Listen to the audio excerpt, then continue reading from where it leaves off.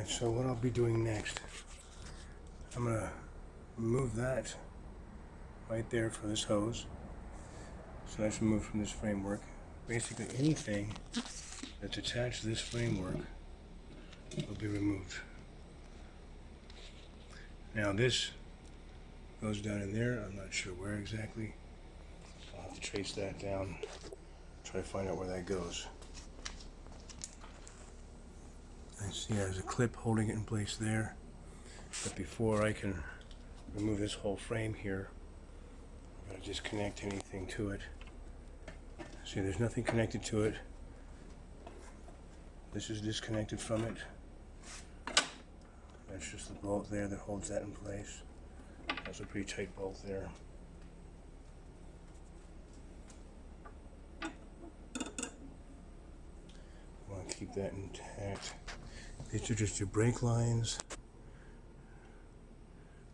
So I remove this with those.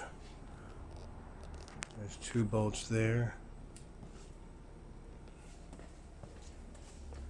And there's a bolt right there and right there. So I think those 4 bolts are all that holds that in place. So remove those 4 bolts as well as this right here. Try and trace where this goes and see if I can unplug it from wherever it goes down there. It's got to go back in the box or something. I can't imagine what it would be plugged into. Unless it's this, yeah, it's probably plugged into this thing here. So I've got a screw there and there.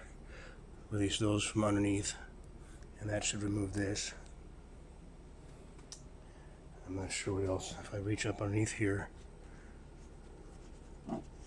there's something right directly behind it. I think it's just the metal frame.